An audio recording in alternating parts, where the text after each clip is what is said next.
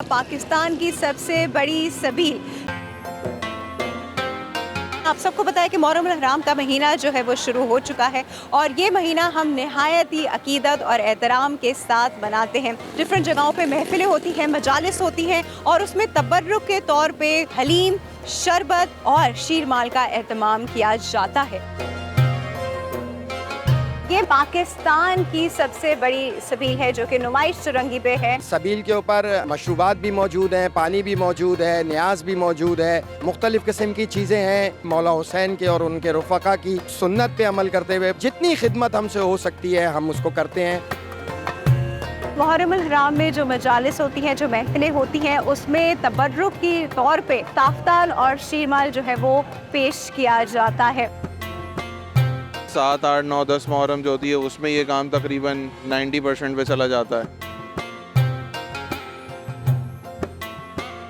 कराची हलीम जो है लाहौर में भी खुले, कराची हलीम जो है वो इस्लामाबाद में भी खुले, ऐसा कुछ सोचा आपने? लाहौर और इस्लामाबाद का तो नहीं सोचा, पर ये कि हमारी जो टिन पैक्स की सूरत में जो है ना पूरी दुनिया के अंदर जाते। एक रिवायत है हमारे यहाँ 9 मुहर्रम की रात को हलीम बनाया जाता है, तो वो जो देगी हलीम का ऑथेंटिक टेस्ट है वो आपको इस हलीम में मिलेगा।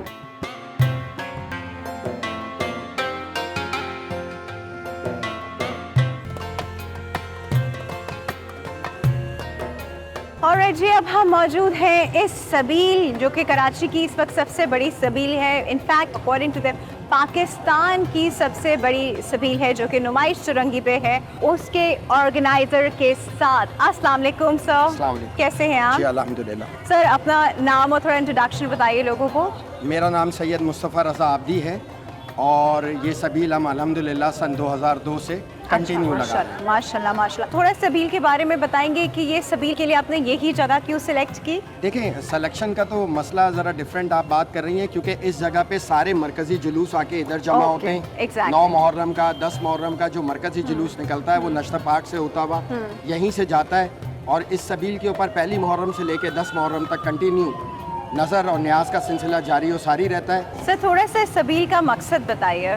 देखिए, सबील का मकसद जिस तरह आले रसूल के ऊपर करबला के अंदर पानी बंद कर दिया गया, खेमों से अलातश की आवाज़ें उठती रहीं, छोटे छोटे बच्चे भूख और प्यास से बिलखते रहे, यजीदी फ़ौज का जो किरदार था वो दुनिया के सारे सामने है और मौला हुसैन और उनके रफ़क़ा का जो किरदार था वो भी दुनिया के सामने है। तो हम उस सुन्नत पे अमल करते हुए मौला हुसैन के और उनके रफ़क़ा की हम लोगों को पानी पिलाते हैं, उन्हें खाना खिलाते हैं, जितनी खिदमत हमसे हो सकती है हम उसको करते हैं और इंशाअल्लाह ताला अपने खून के आखिरी कतरे तक करते रहेंगे। इस सबील पे किस किस चीज़ का इंतज़ाम है?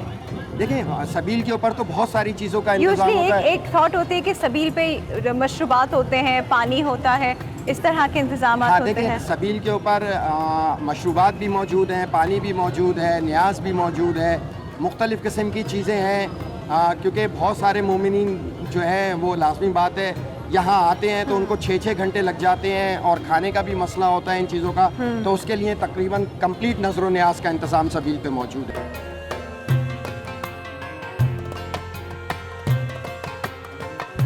और जी अब हम उस जगह पे मौजूद हैं जहाँ पे आज़ादार जो लोग यहाँ विजिट कर रहे हैं उनके खाने का इंतज़ाम यहाँ पे किया जा रहा है क्योंकि लोग यहाँ से सुबह से लेकर रात तक यहाँ पर होते हैं तो ऑब्वियसली उनके खाने का भी इंतज़ाम होता है।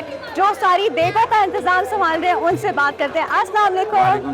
क्या नाम है भाई आपका? ठीक नाम है, गुड्डू मुझे कहते हैं। गुड्डू भैया यहाँ किस किस चीज़ की देग बन रही है? ये कौरमे की है, बचिया का कौरमा है बच्चा और जर्दा है, जर्दा 30 देग कौरमा है और 6 देग जर्दा है। ये इन लोगों के लिए इंतजाम किया गया है। 30 देग कौरमा और 6 देग जर्दा। ओके, अच्छा ये हर रोज के हिसाब से कितनी देगे बनती हैं? ये हर रोज तकरीबन 35-40 देगे हर रोज बनेंगी। 35-40। ये आप लोग शुरू कब करते हैं बनाना? ये हम तकरीबन आ जाते हैं या 2 बजे आ जाते हैं। दोपहर में 2 बजे आ जाते हैं। उसके बाद इनको इंशाल्लाह 9-9:30 बजे खाना हम दे देंगे तैयार करके। अच्छा, तो मतलब दोपहर के 2 बजे से रात के 9-10 बजे तक आप लोग 35-40 देगे बना लेते हैं। तो रोजाना के हिसाब से कितने लोग इस न्याज से मुस्तफीद हो गए हैं? अल्लाह ने चाहे इंशाल्लाह तकरीबन 2 से 3 हज़ार लोग ये आराम से खा लेंगे। खा लेते हैं, मतलब ओके जबरदस्त। तो ये हर रोज के हिसाब से हर रोज के हिसाब होता से, है? हर रोज के हिसाब और ये से। कब तक चलेगा? ये इंशाल्लाह 9 मुहर्रम तक चलेगा। 9 मुहर्रम तक चलेगा। अच्छा, ये आज तो कोरमा और जर्दा बन रहा है, तो क्या हर रोज यही बनता है या कुछ नहीं नहीं चेंज भी नहीं नहीं, होता है? कल पुलाव और जर्दा बनेगा, अच्छा, ओके। फिर इसके बाद कढ़ाई और जर्दा बनेगा, अच्छा अच्छा अच्छा। फिर बिरयानी जर्दा बनेगा। जर्दा कांस्टेंट है? कौन? जर्दा कांस्टेंट है, और उसके साथ जो मेन जी, जी। सर्विंग डिश है वो चेंज होती रहती है, तो रोज का मेन्यू जो है वो अलग different अलग, है। अलग अलग है। ठीक है। अच्छा, वैसे इतनी दोपहर में 2 बजे सख्त गर्मी में यहाँ पर आके काम शुरू करना, आपकी जो है मेहनत को सलाम है। मतलब बहुत अमेजिंग काम कर रहे हैं, बहुत ज़बरदस्त काम कर रहे हैं। अल्लाह आपका ये काम ज़रूर कबूल बड़ी बड़ी फरमाए। मेहरबानी, बस ये हमारा काम है, करके देना है। नहीं नहीं, पर इस तरह इतनी अल्लाह हमारी डेडिकेशन इज्जत के रखे। साथ करना, इतने हर चीज़ का ख्याल रखते हुए करना, ये बड़ी बात होती है। चलिए जी, बहुत शुक्रिया, थैंक यू।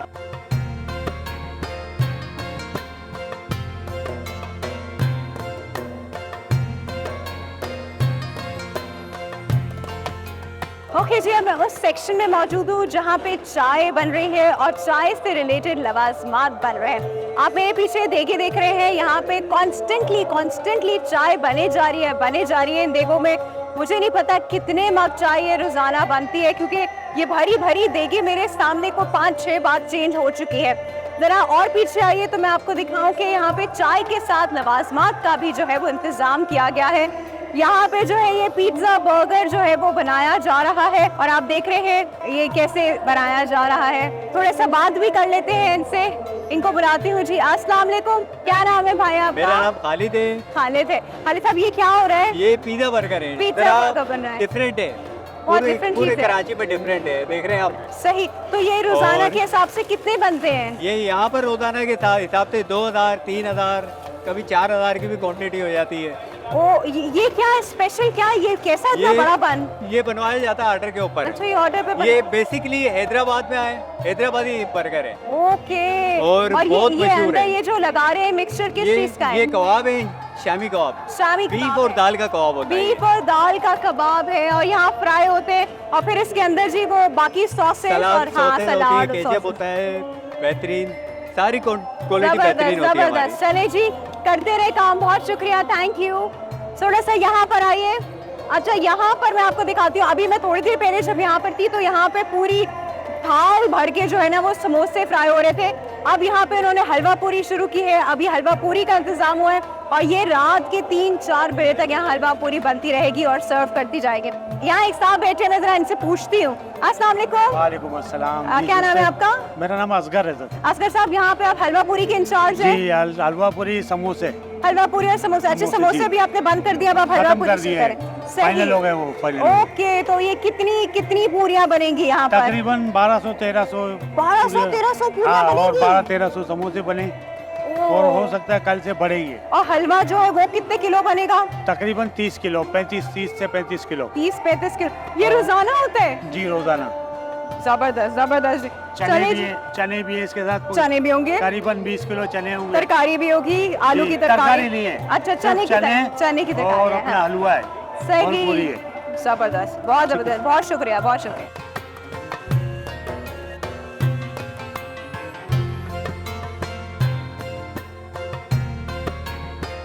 अच्छा जी, अब यहाँ पे नजरो न्याज का जो सिलसिला है वो शुरू हो चुका है, और मुझे भी नजरो न्याज जो है उन्होंने सर्व किया है।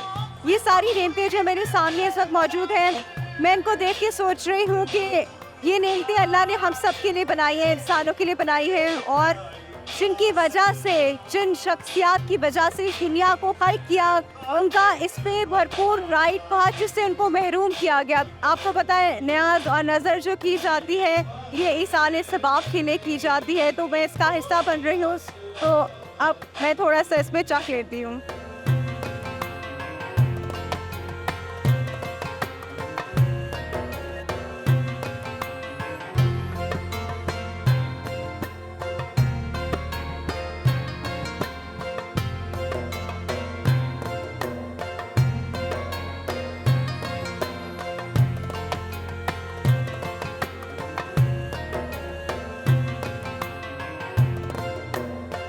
इस वक्त जी हाजी महफूज शीरमान हाउस की 2 बहुत ही I should say running items, बहुत मेजर आइटम्स जो है मेरे सामने मौजूद है, जिसमें ये ताफ्तान है और जिसमें शीरमाल है। दोनों जो है वो मीठी रोटी यानी खुरमा कहलाते हैं। और मुहर्रम अल हराम में जो मजालिस होती हैं, जो महफिलें होती हैं, उसमें तबर्रुक की तौर पे ताफ्तान और शीरमाल जो है वो पेश किया जाता है। तो अगर हम ताफ्तान और शीरमाल की बात करें तो ये कंप्लीट न्यूट्रिशनल फूड है जो कि बच्चे बड़े सब आराम से खा सकते हैं। स्पेशली ट्रैवल के बीच में आप इसको कैरी कर सकते हैं, ये तो आराम से ख़राब नहीं होता। मुहर्रम अल हराम में तबरुकात में इन दो अशिया को पेश किया जाता है, जिसका मकसद ये होता है कि हम उनकी भूख और प्यास का एहसास करें। जो वाक़या करबला में हुआ, हम उनकी भी याद को ताज़ा करें। अच्छा जी, अब मैं इसको खा कर देखती हूँ। मैंने मैं शीरमाल से शुरू करूँगी। शीरमाल जो है वो थोड़ा सा सॉफ्ट होता है सेंटर में से, और किनारों पे से थोड़ा सख्त होता है, लेकिन मीठा बहुत होता है।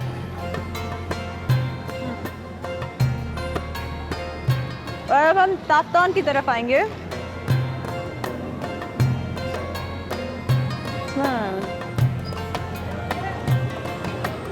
Taftan is a soft bread which is very easy to eat, especially बुजुर्गों के लिए और बच्चों के लिए, और ये कम मीठी है। ओके जी, मैंने इसमें दोनों ट्राई की हैं। शीरमाल वाकई में बहुत मीठा है और आई थिंक एक भरपूर ग़िज़ाइयत रखता है। अगर हम ताफ्तान की बात करें तो ये सॉफ्ट है, इसमें यीस्ट है, ये थोड़ा फूला हुआ है और एक कम मीठा है। तो दोनों चीज़ें जो हैं वो पूरी ग़िज़ाइयत से भरपूर है।